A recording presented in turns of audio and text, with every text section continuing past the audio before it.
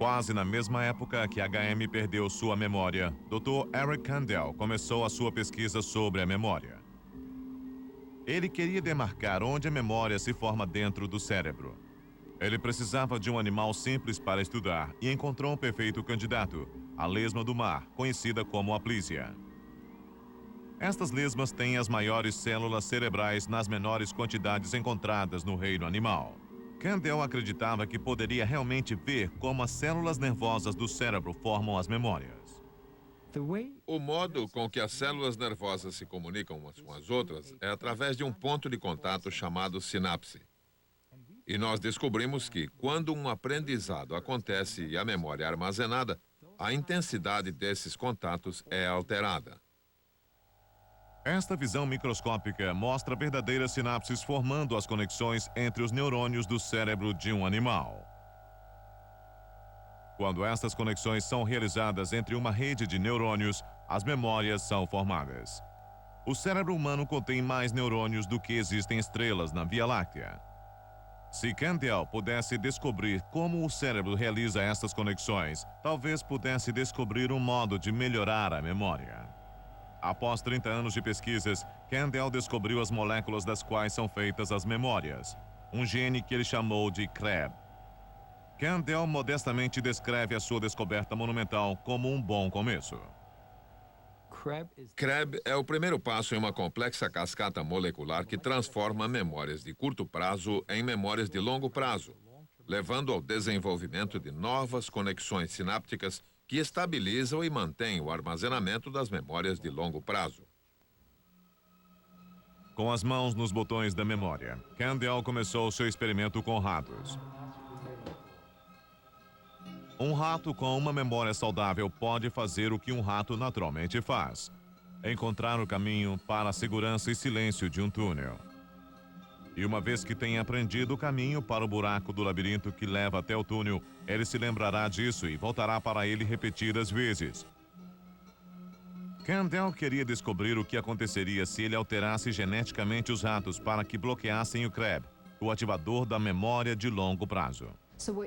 Então, o que podemos prever é que o rato com CREB bloqueado não estaria apto a se dirigir precisamente para o local do túnel. Foi exatamente o que aconteceu. O rato com CREB bloqueado que Kandel criou sem o gene que forma a memória não conseguiu se lembrar de como encontrar o túnel. Kandel concluiu que os efeitos de bloquear o CREB são os mesmos efeitos que os ratos experienciam quando envelhecem. Então, Kandel desenvolveu drogas para fortalecer o ativador de memória CREB em ratos mais velhos, esperando que isto trouxesse de volta a capacidade de memorização. Os resultados foram impressionantes. Antes da administração de drogas, nós descobrimos que um rato mais velho não pode se dirigir precisamente até o local do túnel. Mas quando começamos a administrar a droga, notamos que o desempenho deles não é diferente dos ratos mais jovens. Eles são capazes de correr diretamente para o local do túnel. Kandel continua a pesquisa dos genes CREB dos seres humanos. Ele fundou uma companhia que espera lançar no mercado nos próximos 10 anos uma pílula para melhorar a memória. Mas se isto é simples como tomar um comprimido, será que gostaríamos de ter uma super memória? Daniel Schechter nos envia um alerta através da história. O homem russo dos anos 20 chamado Chernyshevsky.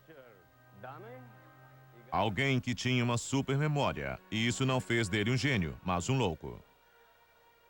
Chernyshevsky declarou que ele automaticamente transformava informações recebidas em imagens visuais nítidas.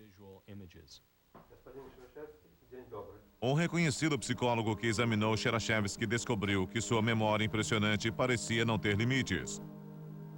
Após uma breve olhada, Chernyshevsky podia lembrar e recitar infinitas linhas de poesia ou listas de números aleatórios. Anos mais tarde, ele poderia lembrar-se detalhadamente destas listas. Mas em sua vida diária, a memória de Chernyshevsky não era uma bênção, era uma maldição. No decorrer de uma conversa normal, mesmo prestando atenção ao que estava sendo dito, cada palavra de uma sentença desencadeava imagens vívidas de um determinado episódio de sua vida passada. Devido à prisão que sua memória representava, Chernyshevsky era um fracasso, tanto pessoal quanto profissionalmente. Era obrigado a se apresentar em espetáculos baratos em bares e salões. Ele podia absorver muitos fatos, mas não conseguia entendê-los. Sua mente estava tão cheia com o trivial que ele era incapaz de encontrar um significado para o confuso fluxo de imagens que percorria sua mente. Da história triste de Chernyshevsky, nós aprendemos uma lição irônica sobre a memória. Esquecer pode ser tão importante quanto lembrar. Embora digam que eles representem dois opostos da memória, Chernyshevsky e HM chegaram ao mesmo final trágico. Os dois, de certo modo, foram paralisados pela memória. Então, mesmo que pareçam extremos da memória, eles são muito parecidos. Os dois, de maneiras distintas, foram incapacitados pela memória. A manipulação científica da memória pode ser inevitável. E as recompensas podem ser enormes, mas os riscos não devem ser esquecidos.